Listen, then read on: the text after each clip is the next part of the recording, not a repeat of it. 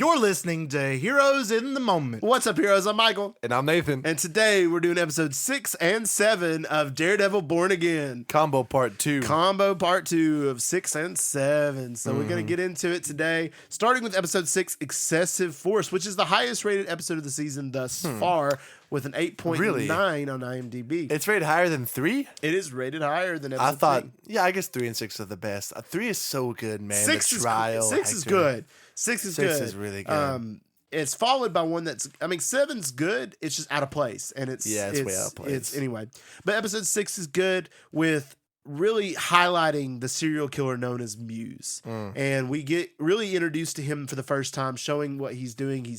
And they're finding out there's a bunch of art coming around the city, a bunch of graffiti, and it's all made with human blood. The firefighters can't pressure wash it off. Pressure wash it off. There's nothing. They can't use chemicals. They can't wash it off these buildings because of the fact it's human blood.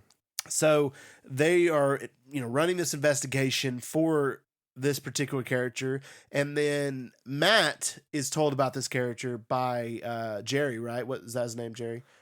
Cherry, I think. Yeah. Cherry. Yeah, and he tells him about it, which was really interesting. Like, if you didn't want Matt to do anything, why would you even tell him? In the first place, you know he's Daredevil. Yeah. So why would you give him info? Why would you give him info? And he goes and tells him, like, hey, Daredevil. I gotta tell you this. And he said, there's this.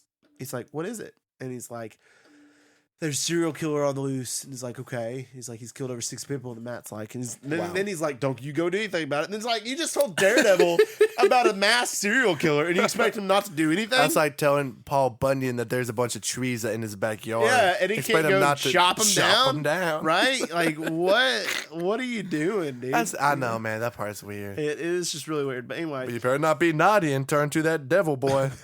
All right? Don't you do I know I just told you about a threat that only you can handle. It's like telling Santa, there's cookies laying on that counter. Don't you eat them. You can't touch them. You can't touch them, It's like a reward. It's like the best. I love that part.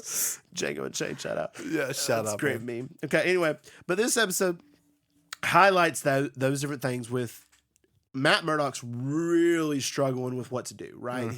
He's been holding back his other side for a while now, well over a year plus now, and he is like, I don't know what to do. I don't know. It's just kind of internal conflicts. And then you have Kingpin on one side who is wanting to get a task force together to take this on to use. But not only that, is he's also dealing with other black tie events and him dealing with that and him hating it still. Again, releasing that Kingpin side of him, like, I don't like this politics and stuff and talking. And then he's at this black tie party event and talk with these people, and they're all in his face, threatening him and saying these stuff which he's not used to. And you had Swordsman, which just shows up out of nowhere. I don't understand why Swordsman is there. I don't either. Like, I've seen him in Hawkeye. Now he's showing back up here in episode 6, and threatening Kingpin. He's like telling him to stop, telling him to do his own thing, and he does my thing. And we see a clip of him as Swordsman, as a vigilante, which is interesting, but it's just like he's really random in this particular episode. I don't get why he's here. I didn't know that he was like some big-timey politician guy in New York. Yeah. I did like Fisk's introduction of this task force, because like he has ulterior motives with it. Right. He wants it put into place so he can take out Daredevil. He needs something that's approved that could just wipe away his enemies. So right. That was very smart. It's one of those things. It's this whole plot with the task force and with this stuff. I've seen it before. Yeah. I've seen it. And I've only ever seen it once before, and it's with Batman. Them creating this task force to go after Vigilante and go after Batman. And they're always corrupt, They're always the corrupt task force, and you have Gordon who's avoiding it. And all. I mean, I've seen this storyline before, so I'm like, why, I get it. It makes sense with the episode and what they're doing with Kingpin, his power as mayor, and getting all these corrupt cops together to do his agenda.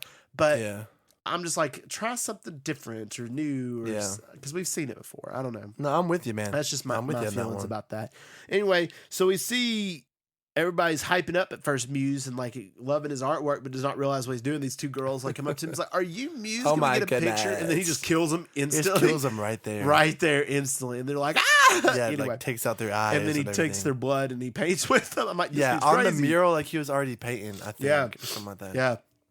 Anyhow, so as the episode goes along, Matt Murdock finds out that is it Ayla Ayala? I don't know. What is her I don't name? know how to say her name. Ayala, but anyway, Ava, I think Ava Ayala. Anyway, Ariana. is it Ariana? Ariella. something Ariana. Like that. Anyway, Ariana. she's kidnapped by Muse when she's trying to investigate her own self. Which, She gets on my nerves, dude. well, it's not that she does. It's just that we know she's going to end up being White Tiger. yeah. So it's just one of them things. It's like she's in the starts of that. And so she's investigating and she gets kidnapped by Muse. And then Matt gets a call from her mom asking about her and saying that she was going to see you. And then he's like, I'll take care of it. And this scene in particular, I thought was really particularly cool. Okay. Where he's getting ready, picks up the phone. He's going to call 911. And he does. But then he's like, F it. And then he goes and he puts on the suit. Yeah. And he's just like, they can't stop it. I'm going to stop it. Because they're not going to get to her in time like I will. And so he puts on the suit finally and he goes and he swings and it's really cool. And then he goes after and he finds Muse. My curious though is how did he find Muse so quickly and it didn't even tell us how he did it. I think, well, obviously he kind of knew like the general area. They said by like 61st. Yeah. And I mean, So he they can kind hear of crazy knew good. like where the subway kind of was, where people were disappearing. So he just went down. I think where, I think it's possible he could have smelled her. True. Like he has really good senses. Obviously, True. he probably smelled her, and then he could probably hear the blood pumping or her heartbeat. And his heartbeat probably too. But the scene of when Muse hears something and he walks out. Oh, that was cool. And it's blurred, and then it's unblurred, and it's just Matt's Just sprinting. running I'm at him, like, and he oh just my gosh. takes a That punch scene at him. is terrifying. Dude, terrifying. You got If the I was Muse, I'd be Daredevil running. freaking out. I'd be freaking out. I'd be dude. freaking out if I was him because he knows he cooked. He knows Anyway, he's chalked. so there's this really cool fight sequence between Daredevil and Muse where they're fighting, and we find out Muse is proficient in Taekwondo and all that kind of stuff Yeah. a little later. But anyway, so they're fighting, 3 but months. Muse isn't really standing a chance against him, obviously. He's just giving him a beat down. He's just beating him He's up. unleashing everything. And he almost dude. kills him. He almost tries hates to kill him. Yeah. He starts to hang him. He does. him. But he realizes he needs to save On the her stairs, first, and yeah. he gives her He chest hears her compressions heartbeat and slowly. gets her back, and Muse escapes. But that scene was really cool. The fight between them and the train. Yeah, big props to whoever the did the subway scene. choreography. It That was really fight cool. scene, I think, is one of Daredevil's best fight scenes ever. Yeah. I think it was shot really well.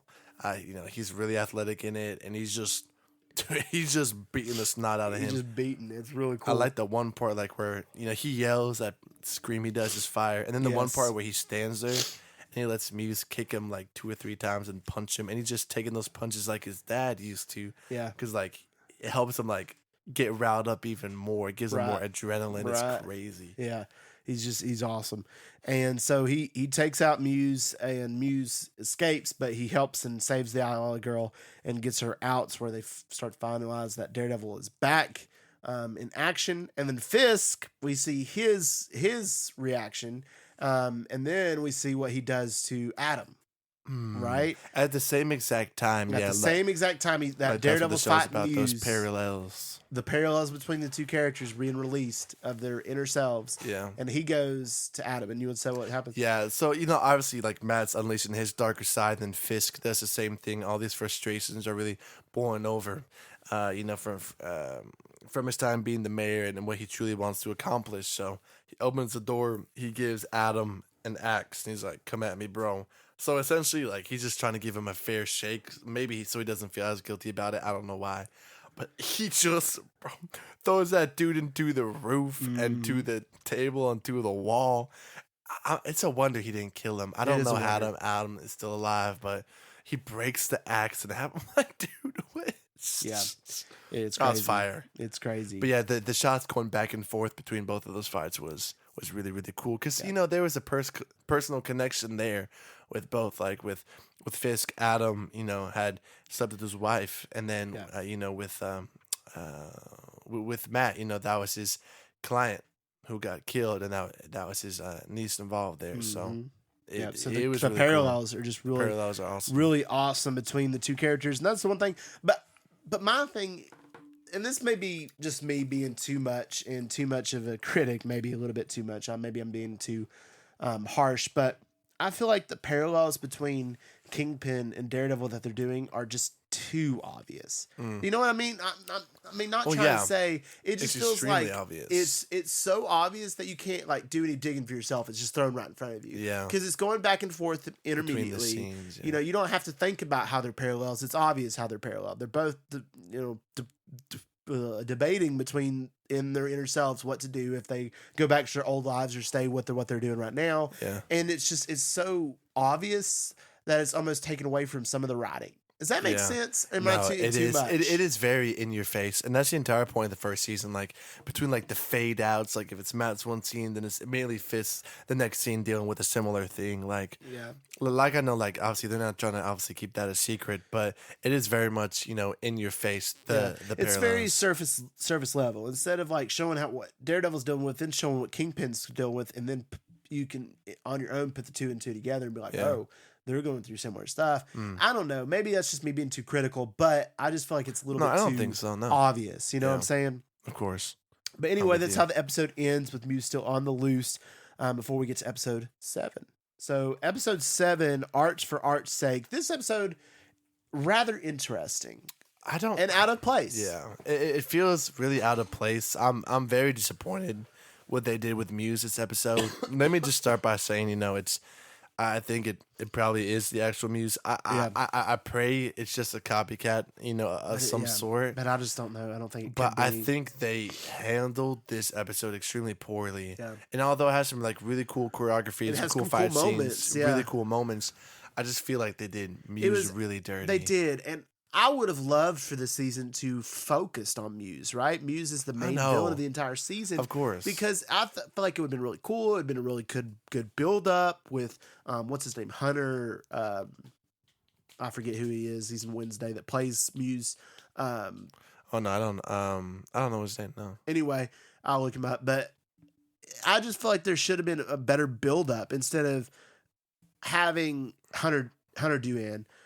Instead of having this come to such a climax right here 2 episodes before the finale. I know. Because now what's going to explore? Maybe it's going to be the corrupt police. Maybe it's going to be the corrupt people acting like Punisher. Maybe it's going to explore that because it really hasn't answered those questions quite yet. You can go back to Kingpin. But like I enjoyed having, Muse in here.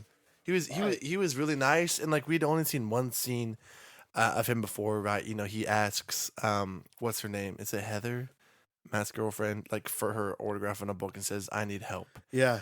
And then you're like, okay, this is an odd scene. And then turns out, oh, by the way, that's Muse. Yeah. It's really peculiar. And I don't know. It's just, there could have been more. It could have been more of a continuous thing to where this could have been a scenario played out in episode 9, even, like with the situation where really what the main thing that happens this episode is Muse, or his character Bastion, goes and visits his therapist, which they've been meeting apparently a couple times now. Okay. And they're having this conversation dialogue. And while this conversation dialogue is happening, you have Daredevil investigating Muse, right? Figuring the paintings. Yeah, he's back in his lab. Yeah, figuring out what's going on. Then you have Kingpin and his task force figuring out, who he probably is Bastion, and figuring out really quickly, too. I know.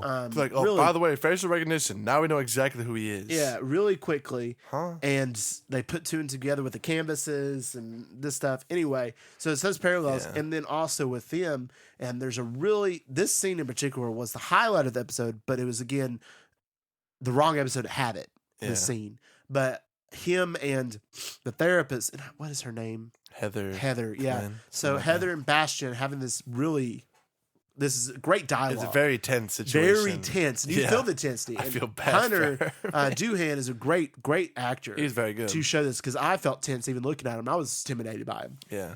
it almost gave into like a little horror genre there. It felt like Yeah. almost. It was scary. She's It was trying to keep a intimidating. straight face, but she's crying. She's like You see it internally, behind the yeah. eyes. And she's That's really good nervous. acting right It's there. really good acting. And at first she's just like really confused at what he's talking about, and then he's becoming really intense. She's starting to get nervous. And then I really like this really part when she figures out in her mind who he is, that he's Muse, and his nose starts bleeding. I thought that was really cool. I know. Because the connection to the blood, Yeah. and that how, you know, as soon as he says, you know, the whole world's been seeing me. And then she says, have you been displaying your work? And then his nose starts bleeding, and then he's like nodding. And then she figures out and puts the two and two together. Yeah. That was really cool. That was a cool That was scene. really cool. Yeah. Again, just wrong episode to have it. Exactly. It felt way too rushed. Yeah. It feels like this was like kind of pushed in when it wasn't supposed to be.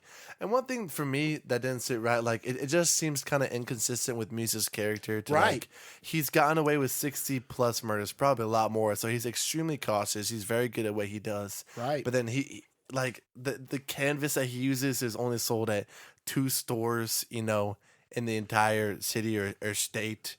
And he just happens to leave it. You know, it's just like, I don't know. I know he's obviously fighting with Daredevil, but it just didn't seem very consistent for his character. They built him up to be this really cool, you know, ultra mega level threat for like 3 or 4 episodes, and Right. then they just kind of like instantly figure out who he is in Right. 2 episodes. Yeah, I agree. It's weird. It's the pacing, really. The pacing is really off with Muse. Right. I completely agree. And as the scene goes on, you have him painting a picture with unrealistically amount of nose blood. I know. Yeah, he paints an entire picture with just his bloody nose. I'm like, bro, you ain't get that much blood. There's no way. Anyway, he paints that picture, and then he tells her, he's like, I know one thing you're thinking, how if you could make it to the door. And then she immediately runs, which was like, why would you So do that? she validated what he was saying. Yeah. Anyway. She should have been like, nah, She- and said that. Yeah, she'd be like, I'm gonna face you Yeah. or whatever. Anyway, and then he'd be like, but no. She tries to run, then he knocks her out, and then she Just wakes up and slams he's dressed in the full Muse suit, and then Yeah, where did he get that from? I'm sure Did he he had it in a walk bag. in with the bag? I don't can't know. remember. Maybe he had a bag outside. I don't know. Huh. Yeah. Also, I don't does know. she not have like a secretary or something? That's what I'm saying. Like, bro. is she just working in it by herself? that's scary, man. Like, if you're a therapist, I would make sure I that would make I had sure, somebody yeah, in the a next security room. system. Yeah, you know, right. Camera. Just in case. You never know. But anyhow, so he's dressed as Muse, telling her like his grand scheme of things and his vision and all of that kind of stuff. Yeah. And tells her, you know, starts getting into her blood and puts out his canvas and all these different things, and telling her that she helped him to express himself. And my Yeah. thing is too, and this also makes me mad, and I just thought about this right now. They've been talking like they've been meeting a couple of times. This wasn't the first meeting. Yeah. Why didn't we see them meet before this? I know, Because dude. that would have been more character development for both of their characters. Exactly. To show me, okay, where is he at?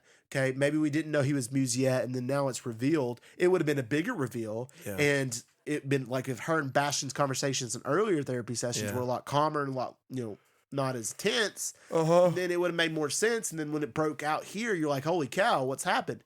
Like, I genuinely feel like Yeah. episode 7 or episode 6 or 5 or whatever could have been the beginning of those conversations. And then episode 9 could have been this big old climax scene.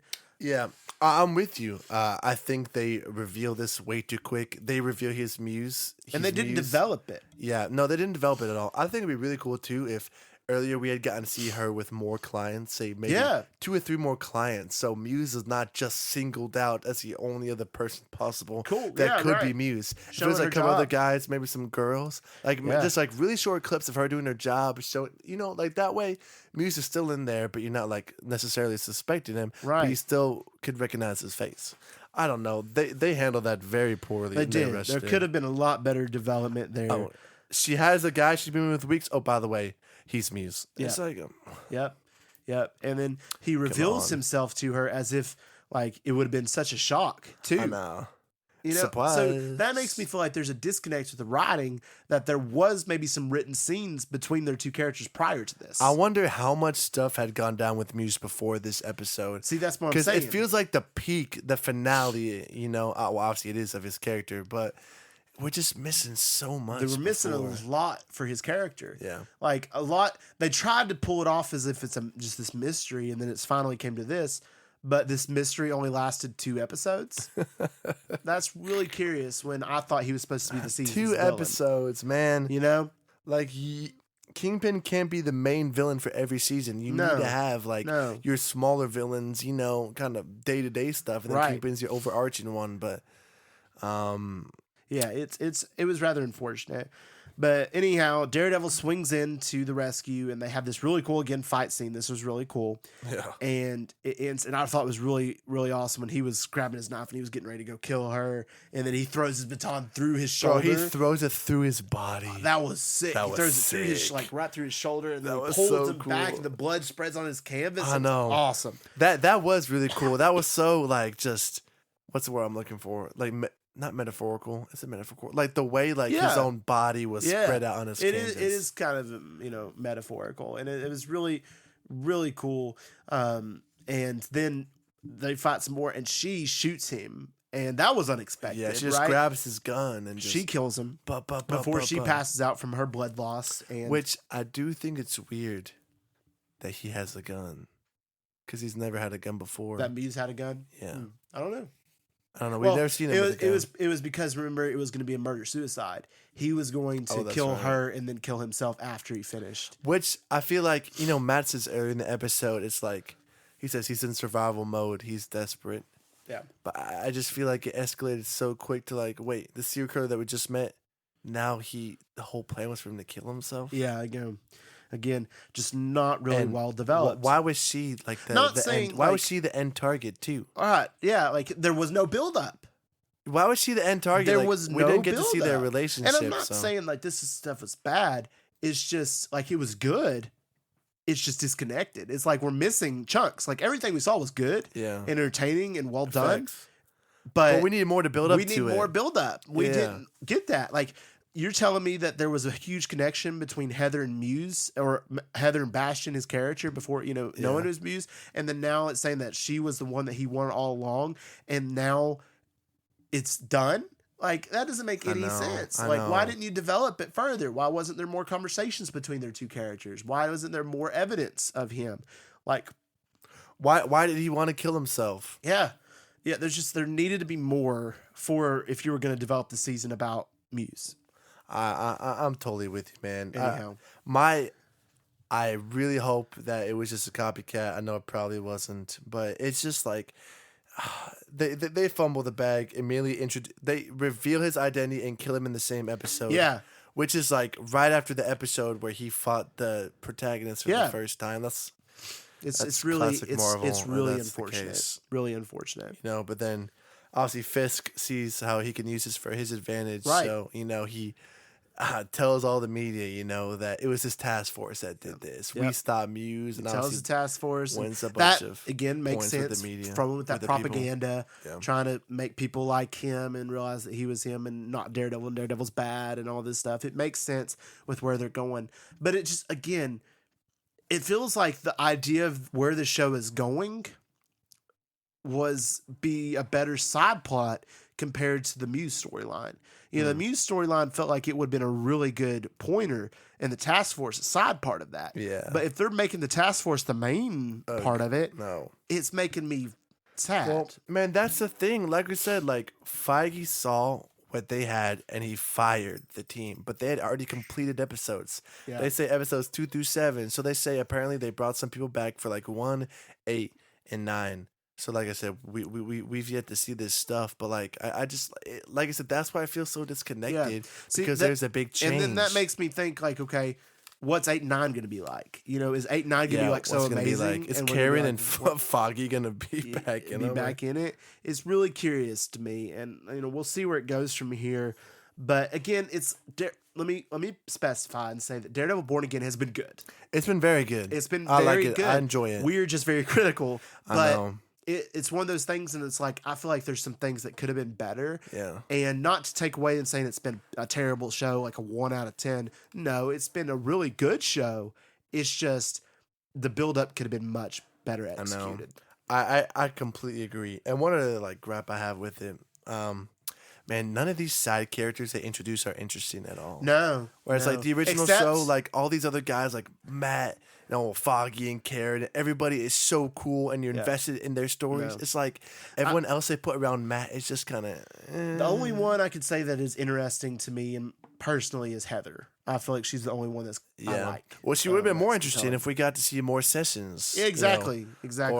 Or why Muse? I still don't understand like why he wanted to kill her. I'm not completely sure. I don't know either. She helped him become who he is. So now he's I know. just gonna stop that He rather than literally says continue that on. she helped him, but we didn't see it. Yeah. So that tells me I think it was the book thing when she It signed his could book. be. I think it was from that speech. It could be, but I really think having more therapy sessions and add to the build up would have been a lot more believable and a lot more better developed. But yeah, but at the same time, I'm not a show writer.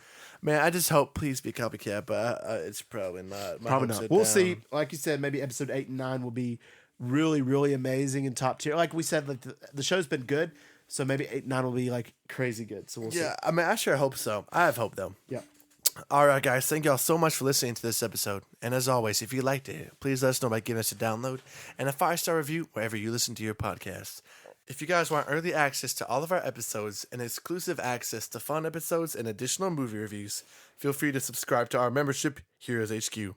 We have a new feature on our episodes where you can send us a text message by following the link at the bottom of our episodes.